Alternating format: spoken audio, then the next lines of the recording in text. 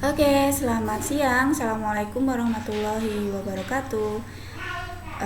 Saya ucapkan selamat berpuasa bagi yang menjalankan, dan kita berdoa semua semoga kita dalam keadaan sehat selalu dan selalu dipermudah dalam hal apapun. Oke, hari ini kita masuk ke materi selanjutnya, yaitu hair tonic. Setelah minggu kemarin kita belajar tentang materi sampo dan juga kita belajar juga tentang formulasi sampo dari bahan alam. Materi hari ini kita lanjutkan, kita akan belajar hair tonic dan nanti akan dilanjutkan dengan formula-formula hair tonic dari bahan alam. Nah, langsung saja, let's go. Oh iya, jangan lupa kalau dirasa video ini nanti bermanfaat buat teman-teman semua, dan supaya teman-teman tidak ketinggalan terkait materi-materi dari saya, jangan lupa like dan subscribe ya. Oke, kita masuk dulu ke siklus. Jadi siklus pertumbuhan rambut. Kita akan mengenal siklus pertumbuhan rambut ya. Dari rambut itu tumbuh, kemudian rambut itu rontok, kemudian tumbuh rambut baru. Nah, kalau kita bicara tentang hair tonic, tentu saja tidak lepas yang namanya kerontokan gitu kan ya. Karena untuk produk-produk atau sediaan tersebut, sediaan hair tonic itu biasanya digunakan untuk menanggulangi terjadinya suatu kerontokan. Nah, kalau kerontokan itu terjadi karena apa? Bisa terjadi karena penuaan gitu ya, penuaan dari rambutnya, penuaan rambut yang bisa saja terjadi karena apa juga gitu kan ya. Pasti ada faktor-faktor nih yang menyebabkan penuaan rambut. Nah, di sini karena kusam, kemudian karena kering, kemudian rapuh. Nah, keadaan rambut menjadi kusam, kering, rapuh, terjadinya pigmentasi atau dipigmentasi, perubahan warna pigmen, kemudian akhirnya rontok. Itu terjadi karena berbagai masalah ya. Dari makanan yang kita konsumsi, atau dari cara kita memperlakukan rambut kita, dari cuaca dan iklim sekitar kita, tentu saja akan mempengaruhi. Oke, kemudian kalau sudah rambut itu rontok, jangan khawatir, rambut itu akan tumbuh ya, tumbuh rambut baru. Nah, pada prinsipnya itu ada 3 folikel rambut yang sama di tempat yang sama, di mana dia sudah rontok, dia akan tumbuh, terbentuk folikel baru, kemudian akan terjadi siklus pertumbuhan rambut. Ya, jadi misalnya di folikel di sini folikel dia sudah putus kan, kemudian di folikel yang sama itu terjadi pertumbuhan rambut. Nah, kalau kita kenal lagi siklus pertumbuhan rambut lebih detail, itu ada 4 fase. Ya, dari berbagai sumber gitu kan. Ya, ada anagen, ada katagen, ada katagen juga. Jadi katagen yang pertama ini adalah fase transisi ya. Katagen yang kedua adalah fase istirahat atau resting fase, kemudian return to anagen. Oke, kita bahas satu-satu. Nanti ada keterangan lebih jelasnya di slide berikutnya. Saya ingin melihatkan gambarannya saja. Jadi anagen ini adalah active growth phase atau pertumbuhan rambut yang aktif. Jadi pertumbuhan rambut sampai dia terhenti bertumbuh itu sekitar 2-6 tahun. Nah, panjang rambut masing-masing manusia itu dipengaruhi oleh kecepatan pertumbuhan rambutnya. Nah, di sini rambutnya bagus, dia akan terus tumbuh. Nah, rambut terus tumbuh ini sampai dia tua dan rontok gitu kan ya, itu 2-6 tahun. Nah, kemudian ada fase transisi, katagen 1-2 minggu. Jadi di sini kalian lihat, di sini sudah ada klep rambut gitu ya. Dia ada seperti batang atau tongkat yang terbentuk di sini, kemudian dia sudah tidak muncul, tidak sampai ke akar rambut. Nah, di sini transisi fase 1-2 minggu. Kemudian ada fase istirahat, ada yang menyebutnya katagen resting fase, ada yang menyebutnya telatogenik. Jadi istilah saja berdasarkan literaturnya ya. Nah, di sini terjadi 5-6 minggu gitu kan ya. Jadi disebut secondary germ cell atau dermal papilla. Nah, di sini sudah putus ya antara akar rambutnya dengan bagian rambutnya. Nah, di sini dia benar-benar rontok, return to anagen, kembali ke fase anagen. Jadi rambutnya rontok, kemudian ada rambut baru yang muncul, di mana fase anagen tadi pertumbuhan rambut yang terus-menerus sampai 2-6 tahun. Jadi ini kembali lagi ke fase anagen.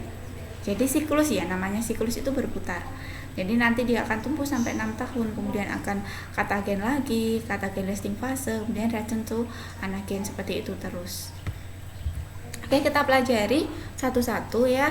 Untuk fase anagen awal pertumbuhan aktif, di mana tadi dia terjadi 2-6 tahun dan 85% dari keseluruhan rambut itu mengalami atau ada di dalam fase ini. Nah, kecepatan pertumbuhan rambut dari fase anagenik itu akan yang membedakan ya panjang rambut seseorang dengan yang lain. Sama-sama 2 tahun ya, tapi tidak dipotong gitu ya, tapi ternyata si A dan si B panjang rambutnya berbeda karena ada fase yang di sini kecepatan pertumbuhan rambutnya itu berbeda-beda. Ini kira-kira kecepatan pertumbuhan rambut itu 0,35 mm per hari. Kalau mau mengukur boleh, silahkan. Kemudian fase katagenik atau fase transisi. Katagen atau fase transisi. Nah, ini 1-2 minggu di mana pertumbuhan rambut itu sudah berhenti. Karena kan setelah anagenik dia sampai 2-6 tahun sudah. Berarti fase katagenik adalah 6 tahun ke atas. Di mana pada fase ini rambut sudah tidak tumbuh lagi. Malah dia akan membentuk massa seperti tongkat ya. Massa yang dia nanti akan memisahkan rambut ini dari akar rambutnya ya. Nah, terjadi kurang lebih 1% pada kulit kepala ya yang mengalami fase transisi ini. Nah, beda lagi dengan fase istirahat atau telogenik ya. Ada yang mengatakan katagenik resting fase, ada yang mengatakan telogenik ya. Kemudian di sini fase istirahat ya terjadi 5-6 minggu. Kalau dihitung persentasenya 10-15% ya. Kemudian pada proses ini rambutnya akan mengkerut ya. Kemudian rambut yang terbentuk itu ya sudah ada di sana, ada di rambut di kulit kepalanya tersebut. Jadi di sini merupakan fase perantara antara rambut itu akan mengalami kerontokan dan fase perantara awal munculnya folikel rambut baru. Ya, ini ya. Nah, di sini fase istirahat rambut kembali memasuki atau bisa dikatakan rambut ini memasuki fase anagen. Nah, di mana rambut itu akan tumbuh ya dan sama akan memasuki fase anagen. Jadi awal masuk ke fase anagen.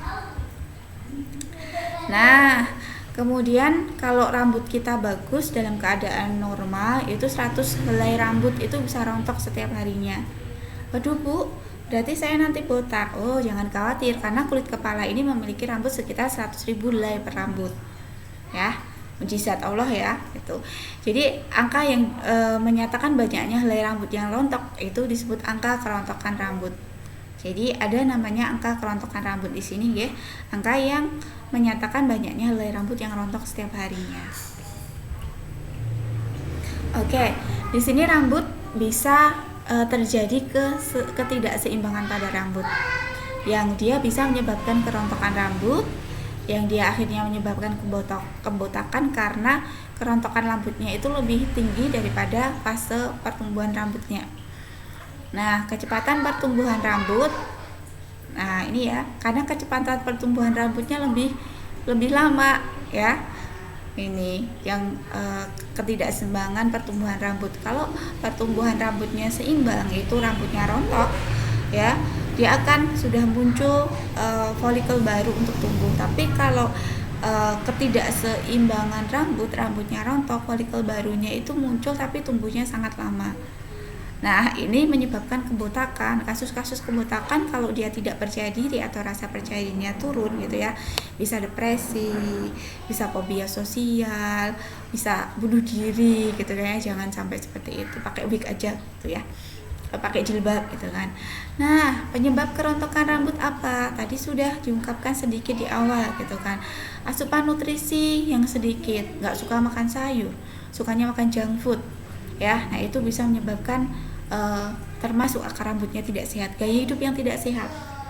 Kemudian stres, usia memang kalau sudah tua gitu kan, metabolisme di dalam tubuh manusia tua dan manusia muda itu tentu saja berbeda.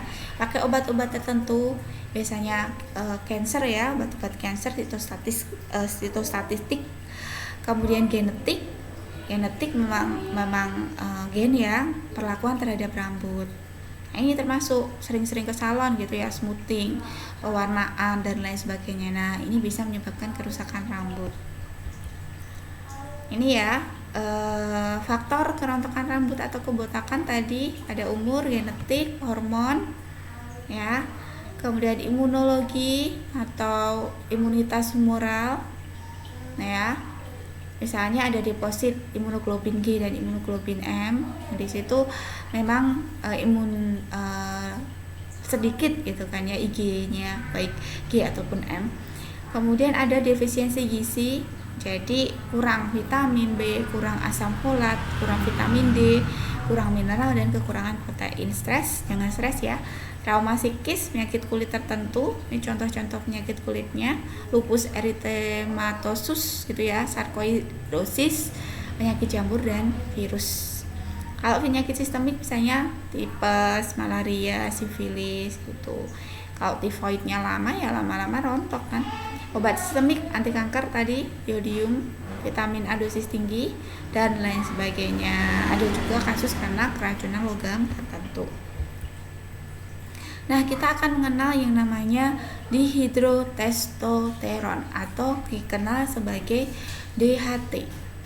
Nah, hormon DHT ini atau dihidrotestosteron ini dia akan mempengaruhi kebotakan karena faktor genetik. Di mana hormon dihidrotestosteron ini dia bisa menyebabkan kerusakan pada kantung rambut.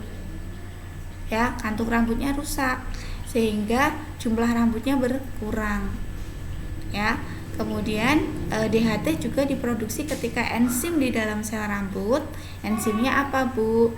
5-alfa reduktase. Kalau kita bicara dengan enzim biasanya dia akan mempercepat gitu kan ya. Enzimatis, reaksi enzimatis juga gitu ya. 5-alfa reduktase di sini dia mempengaruhi hormon testosteron menjadi dihidrotestosteron. Nah, di sini akan diproduksi ya. DHT itu diproduksi kapan sih Bu di dalam tubuh dia itu diproduksi gitu kan. Kemudian jenis-jenis kebotakan. Istilah kebotakan kalau istilah farmasinya adalah alopecia ya. Alopecia itu adalah kebotakan. Ada beberapa jenis kebotakan gitu ya. Ada alopecia diffusa, areata, totalis dan universalis. Kita mau membedakan ya antara jenis-jenis alopecia itu apa. Kalau diffusa itu kerontokan rambut yang mengenai seluruh bagian kepala secara keseluruhan. Tapi ada sedikit saja rambut tersisa. Jadi rambutnya kelihatan jarang gitu kan. Bedanya dengan areata. Seluruh rambutnya hilang atau beberapa daerah kepala sehingga ada bercak botak. Biasanya kalau seperti ini rambut depannya itu botak tapi yang belakangnya itu ada rambutnya gitu kan ya. Nah, penyakit biasanya dengan gangguan sistem imun. Kemudian alopecia totalis, kehilangan seluruh rambut kepala, hampir 75% daerah kepala. Nah, ini parah ini ya.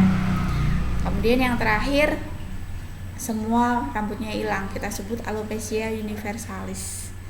Ya. Oke, sekarang kita masuk ke sediaan ya. Hair tonic atau perangsang pertumbuhan rambut. Hair itu rambut, tonic ya, tonic perangsang pertumbuhan rambut karena memang sediaan ini ditujukan untuk meningkatkan atau merangsang rambut yang awalnya tidak ada atau tidak tumbuh biar dia tumbuh.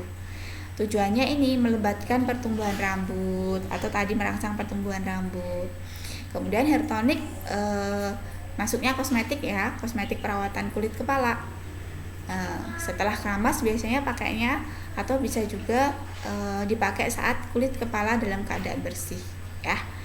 Nah, bentuk sediaannya ada larutan, berarti encer, dia viskositasnya ada kering, ada emulsi, tergantung dia emulsi air di dalam minyak ataupun minyak di dalam air.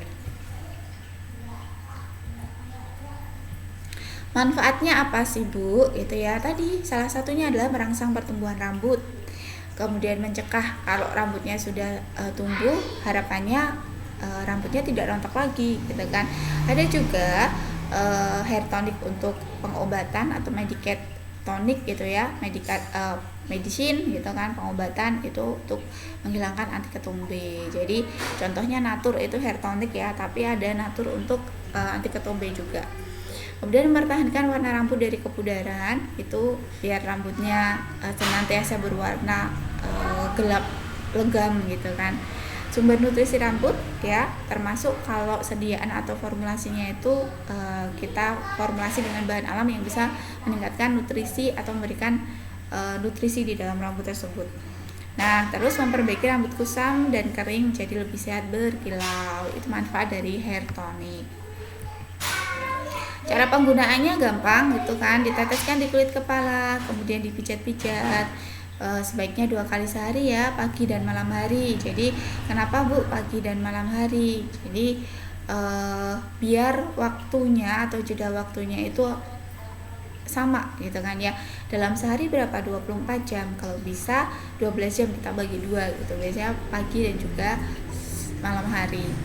Kemudian pada saat memakai hair tonic itu dipastikan kulit kepala bersih ya.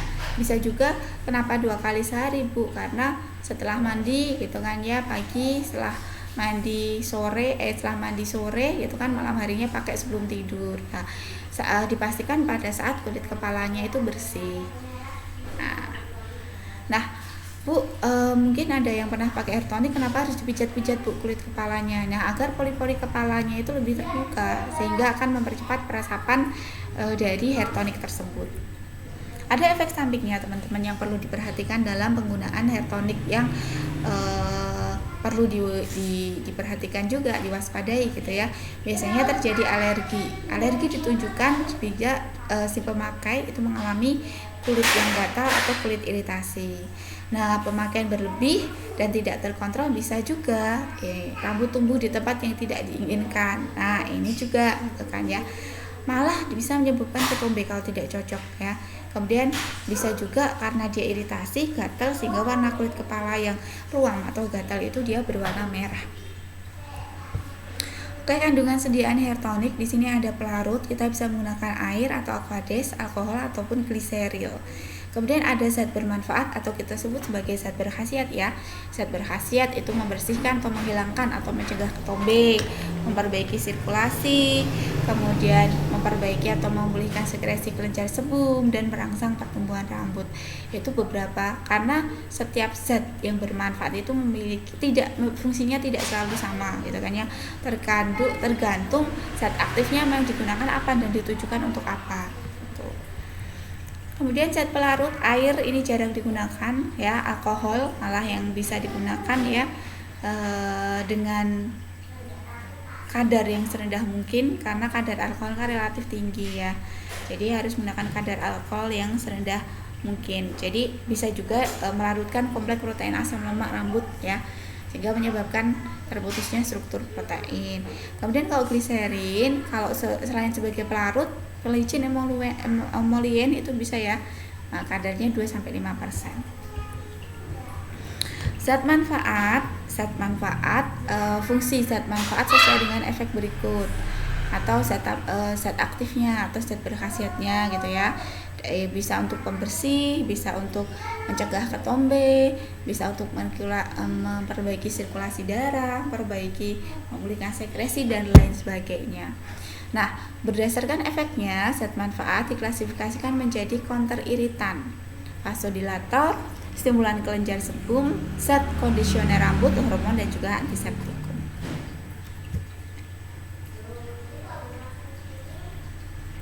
Oke, kita akan bahas satu-satu, teman-teman. Kita akan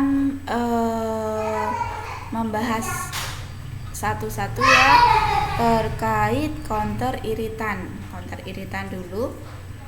Oke, apa itu counter iritan? Jadi di sini dia yang menyebabkan iritasi kulit, iritan ya, menyebabkan iritasi kulit. Biasanya penggunaannya ini juga didasarkan atas bahwa tubuhnya itu gitu ya, bahwa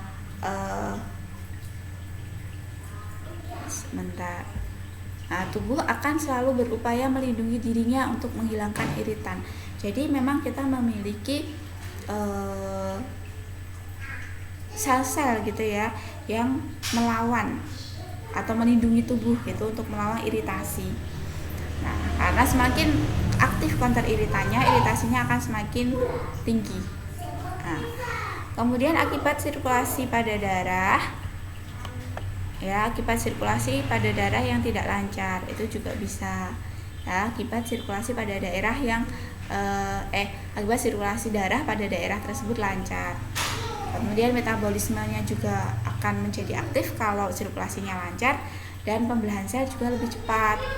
Nah, kita bicara tentang keaktifan counter iritan. Harapannya apa sih? Counter iritan ini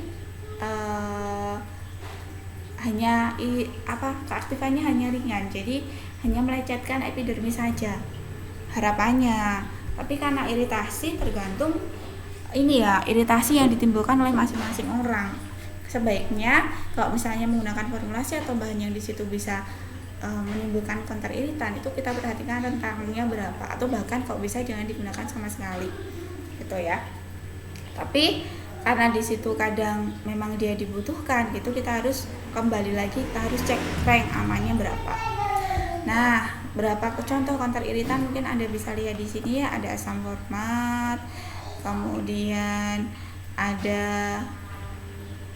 asam salisilat, ini kan ada histamin dan lain sebagainya. Ada kantaridina, ya, itu memang tidak boleh ya, tidak dianjurkan walaupun dia masuk ke dalam sediaan yang lazim karena counter iritannya kuat.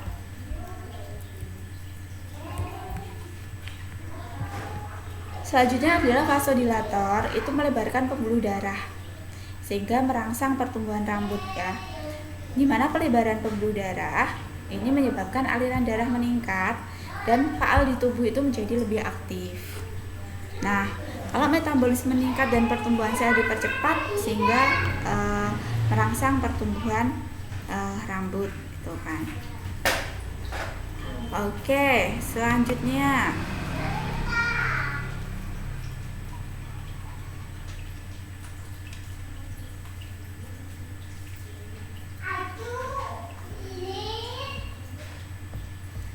ya, sediaan yang mengandung vasodilator itu apa saja Bu gitu ya. Nah, sediaan yang mengandung vasodilator itu tidak masuk ke dalam sediaan kosmetik, bukan merupakan sediaan kosmetik. Kemudian contoh vasodilatornya adalah pilokarpin dan minoxidil, itu yang sering digunakan dalam formulasi sediaan hair tonic. Selanjutnya adalah stimulan kelenjar sebum. Nah, stimulan kelenjar sebum ini pointernya nggak bisa. Oh, bisa. Stimulan kelenjar sebum ini adalah kelompok zat baik alam maupun sintetik yang dia mempengaruhi sekresi kelenjar sebum. Ada beberapa zat yang bisa mempengaruhi sekresi dari kelenjar sebumnya, tuh kan.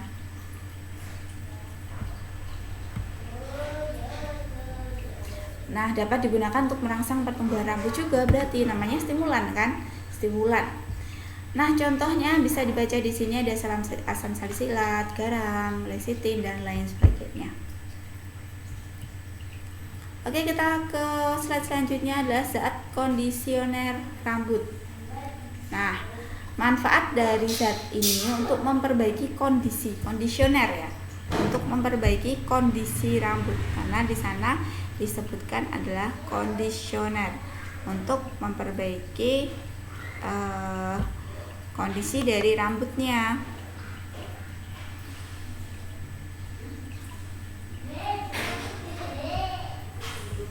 Nah, di sini ya, untuk memperbaiki kondisi dari rambutnya. Terus yang perlu diketahui, kelompok zat ini atau zat kondisioner rambut itu ada allantoin, ada azulen dan lain sebagainya, termasuk vitamin F. Kita akan lihat ya fungsinya vitamin F itu untuk campuran beberapa jenis asam poli tak jenuh, terutama asam linoleat, asam linolenat dan lain sebagainya. Beda lagi dengan asam pantonenat. Asam pantonenat ini untuk pengujian kadar gitu ya, sehingga tidak lebih dari atau lebih kurang dari 1%. pH-nya berapa? 4-7. Azulen batas kadar maksimumnya 0,01 sampai 0,02%, alantonin 0,2%. Oke, kita ke hormon.